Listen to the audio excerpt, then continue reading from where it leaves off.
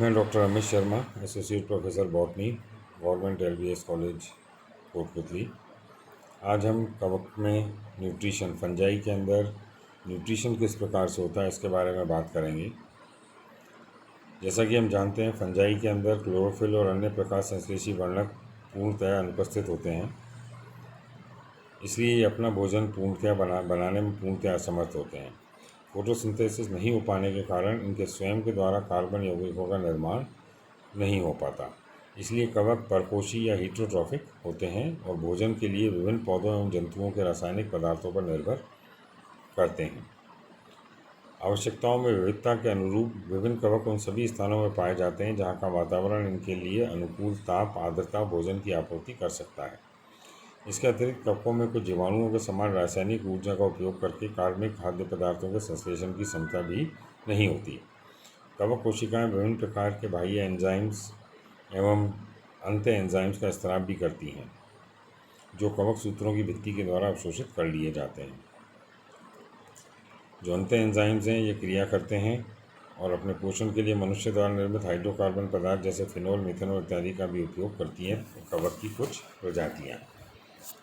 अब पोषण के जो स्रोत हैं और विधि के आधार पर विभिन्न कवक प्रजातियों को 3 बड़े वर्गों में बांटा जा सकता है, जिनको कि हम पहला जो है वो मतलब पैरासाइट होते हैं या परजीवी, दूसरा सेप्रोफाइट या मृतोपजीवी और तीसरा जो है वो सहजीवी या सिम्बायोन्ट्स।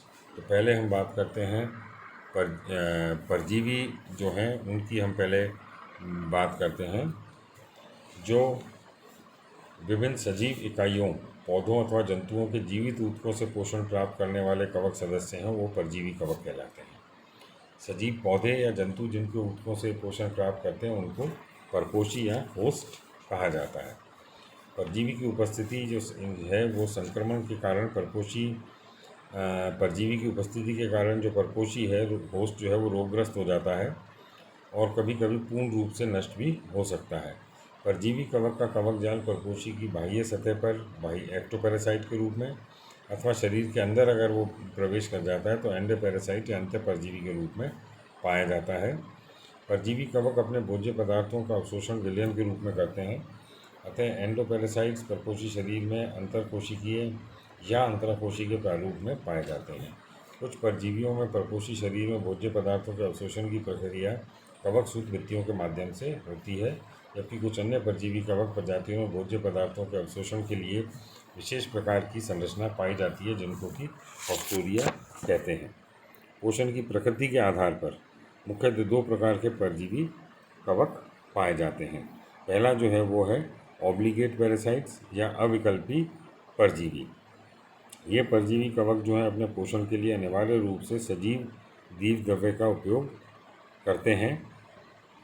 इनको कृत्रिम मृतजीवी माध्यम पर विकसित नहीं किया जा सकता। यदि इनको उपयुक्त परपोषी उपलब्ध नहीं होता है तो इनका जीवन चक्र जो है वो पूर्ण नहीं हो पाता है। जैसे कि उदाहरण के तौर पर स्क्लेरोस्पोरा, टेफ्राइना, पक्सीनिया आदि। दूसरा है फैकल्टेटिव सेप्रोफाइट्स या विकल्पी मृतोपजीवी। कुछ कवक प्रजातियां सामान्य रूप से तो परजीवी के रूप में जीवन यापन करती हैं, परंतु कुछ विशेष परिस्थितियों में उपयुक्त परपोषी के उपलब्ध न होने पर मृत कार्बनिक पदार्थों से भी मृतोपजीवी के रूप में अपना भोजन प्राप्त कर सकती हैं, जैसे कि अस्टिलागो, पाइथियम, राइजोप्टोनिया आदि।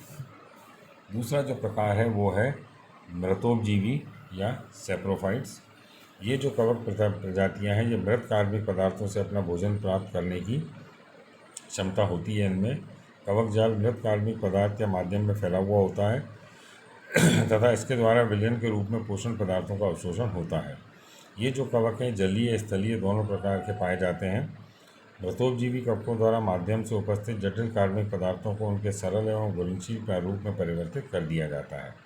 इस कार्य में कवक द्वारा स्रावित एक्सो एंजाइम क्रियाशील होते हैं। पोषण पदार्थों की प्रकृति के आधार पर मृतोपजीवी कवक निम्न प्रकार के हो सकते हैं। शर्करा कवक पहला, जैसे म्यूकर या ईस्ट। दूसरा सेलुलोज कवक जैसे कीटोमियम, पेनिसिलियम। तीसरा प्रोटियोलिटिक कवक एस्परजिलस। फिर कोप्रोफिलस फंजाई, पाइलोबोलस इत्यादि। फिर किलेटोफिलिक फंजाई जैसे ट्राइकोफाइटॉन। फिर लिग्नोलाइटिक फंजाई जैसे आर्मिलेरिया। पोषण प्रक्रिया की कार्यशीलता के आधार पर इन मृतोपजीवी कवकों को दो वर्गों में बांटा जा सकता है, ऑब्लिगेट सैप्रोफाइट्स या अविकल्पी मृतोपजीवी और विकल्पी परजीवी। जो अविकल्पी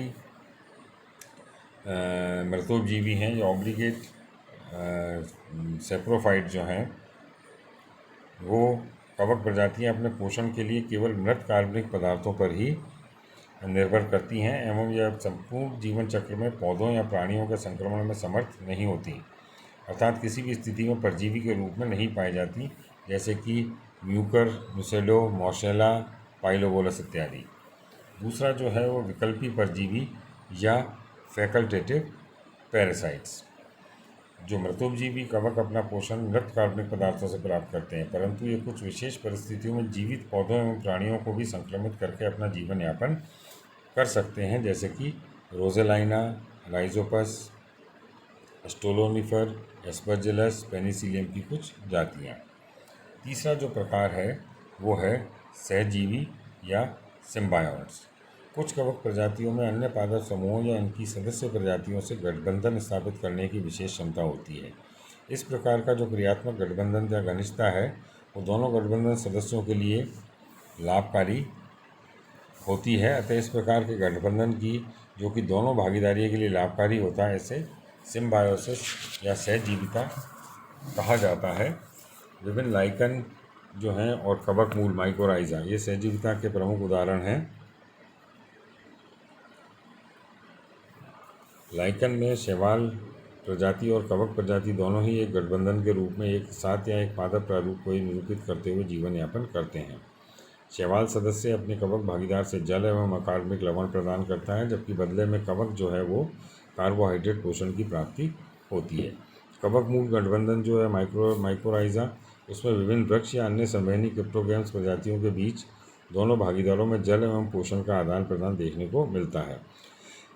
इन पौधों की जड़ें कवक प्रजातियों के साथ गठबंधन स्थापित करती हैं। यदि जो कवक मूल है उसके अंदर गठबंधन में कवक जाल जड़ के बाहरी आवरण में पाया जाता है, तो इस प्रकार की कवक मूल को एक्टोट्रॉफिक कहते हैं। और यदि वृक्ष की जड़ों के आंतरिक ऊतकों में कवक जाल उपस्थित रहता है, तो इस प्रकार के जो कवक मूल हैं उसको एंडोट्रॉफिक कहा जाता है। फाइनल इसमें जो कवक हैं इसके अंदर मोटिलिटी या गति या चलन कैसे होती है, इसके बारे में भी हम यहाँ पर बात कर सकते हैं।